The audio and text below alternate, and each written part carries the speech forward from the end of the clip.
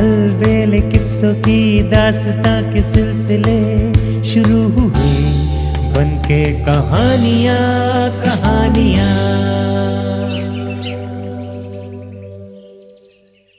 सिंहासन बत्तीसी।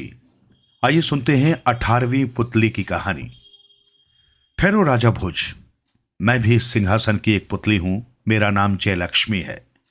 मेरी बात मान लो और इस सिंहासन पर बैठने का अपना मोह त्याग दो, क्योंकि हम 32 पुतलियों के रहते तुम्हारी ये कामना कभी पूरी नहीं होगी।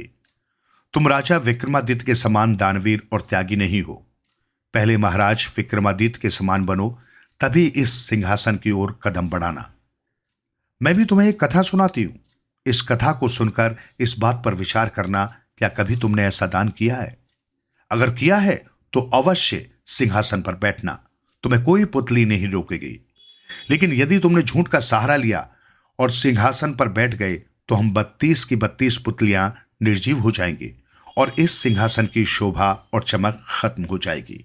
ये कहकर पुतली ने कथा सुनानी शुरू की। राजा विक्रमादित्य के समय में एक भाट था। वो बहुत निर्धन था। वो नित्य प्रति नाच गाकर ही लोगों को प्रसन्न करके अपनी आजीविका चलाता था। उसने अपने जीवन काल में जो कुछ भी कमाया था सब खा पीकर बराबर कर दिया था। हर नए दिन के साथ जीविका की नई चिंता। उसकी पत्नी अक्सर कहा करती थी, कुछ बचाकर भी रखा करो। ईश्वर की कृपा से हमारी एक पुत्री है। कल हमारी वो बिटिया युवा अवस्था को प्राप्त होगी तो विवाह करना होगा। उस समय क्या करोगे? किसके सामने हाथ फैलाओगे? किससे मदद मांगोगे? फिक्र न कर भाग्यवान, जिसने हमें कन्या दी है वही ईश्वर हमारी कन्या के विवाह की भी चिंता करेगा।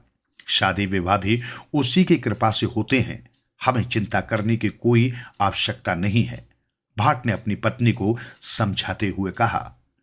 अपने पति की ऐसी बातों को सुनकर पत्नी झुंझला उठती थी। वो बेचारी कुछ नहीं कर पाती थी। इस प्रकार समय गुजरता रहा। आखिरकार वो समय भी आ गया जब उनकी पुत्री विवाह योग्य हो गई। अब तो चिंता करो, आसमान से टपक कर तो दौलत हमारे पास आएगी नहीं। आपको पुत्री का विवाह करना है अथवा नहीं? पत्नी ने क्रोधित स्वर में कहा। करना है भाग्यवान। यह कहकर भाट घर से निकला, कई राज्यों में गया। बेटी के विवाह की चिंता बताई, कुछ दान की आशा लगाई। लोगों ने दान तो दिया, पर इतना नहीं कि उससे कन्या का विवाह हो सके। घर लौटते लौटते उसे रास्ते में कुछ मिला था, खा पी गया। कई मास बाद वो घर लौटा, तब भी खाली हाथ था। ईश्वर पर भरोसा किए बैठे थे। अब बताओ क्या करोगे? मैं कहती थी ना कि थोड़ा बहुत बचाकर भी रखो। अब कहां गया तुम्हारा ईश्वर? पत्नी ने उल्हाना देते हुए खरी खोटी सुनाई। कहां कहां नहीं घूम आए, पर बना कुछ काम? एक जगह मैं अभी भी नहीं गया भाग्यवान। कहते हैं जिसे ईश्वर नहीं देता उसे राजा विक्रमादित्य देता है। उस जैसा दानी राजा इस पृथ्वी पर नहीं है। अपने दान पुण्य के कारण उसका यश इंद्रदेव की तरह पृथ्वी पर फैल रहा है। वो एक महान राजा है। उसके द्वार से आज तक कोई भी खाली हाथ नहीं लौटा। ये कहकर आस लगाकर भाट राजा विक्रमादित्य के राज की ओर चल पड़ा।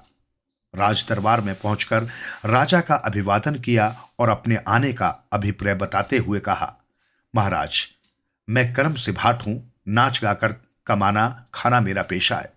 मेरी एक पुत्री विवाह योग्य है। मुझे अपनी पुत्री के विवाह की चिंता सता रही है, लेकिन मेरे पास धन का सर्वथा अभाव ही रहा है। आपके दरबार में आपका बड़ा नाम सुनकर आया हूं। पता नहीं आपसे मेरा मनोरथ पूरा होता है अथवा नहीं। वैसे मैं अपनी स्त्री को विश्वास दिलाकर आया हूं कि जिसे ईश्वर नहीं देता उसे राजा विक्रमादित्य देता है। भाट की बात सुनकर राजा ने खुश होकर दीवान से कहा, इसे अपनी पुत्री के विवाह योग्य धन दीजिए। जो कुछ भी देना है महाराज अपने ही हाथों से अपने सामने मंगा कर दें। भाट ने विनती करने वाले अंदाज में कहा। राजा ने धन मंगवाया और अपने ही हाथों से 10 लाख मुद्राएं देकर बोले, धन को ले जाओ और बेटी के विवाह में लगाओ। लेकिन यह भी बताओ कि तुमने मेरे ही हाथों से धन लेना पसंद क्यों किया?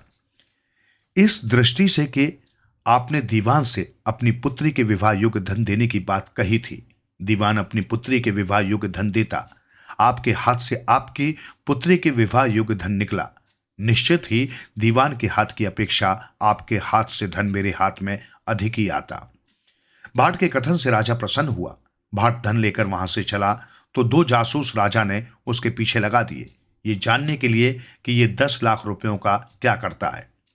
भाट ने धूमधाम से पुत्री का विवाह रचाया। जासूसों ने आकर खबर दी, राजन, भाट ने यहां से ले जाई गई दौलत की पाई पाई विवाह पर खर्च कर दी है।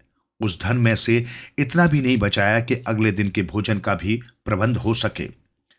राजा ने भाट को बुलाया तथा सारा धन खर्च कर देने का कारण पूछा। पुत्री आपकी थी, धन आपका था, मैं तो सिर्फ धन खर्च करने वाला ही था, उसमें कुछ बचता तो बेईमानी होती राजन, भाट ने सरलता के साथ जवाब दिया। भाट के उत्तर से खुश होकर राजा ने कई लाख रुपए और कई गांवों से दान कर दिए। भविष्य में भाट को पुनः नाचने गाने की आवश्यकता नहीं रही, नहीं उसे धन कमाने की चिंता ने सताया। कथा को सुनाकर पुतली बोली, किसी गरीब की कन्या के विवाह के लिए क्या 10 लाख रुपए कभी तू भी खर्च कर सका है? राजा भोज ने कदम पीछे हटा लिए और उस दिन भी मन में निराशा लिए अपने शयन कक्ष में चला गया। मगर मोह मोह होता है। राजा 19वें दिन फिर राज सिंहासन के करीब आया और जैसे ही उस पर बैठने के लिए पहला कदम बढ़ाया, सिंहासन से निकलकर 19वीं पुतली उसकी राह रोककर खड़ी हो गई।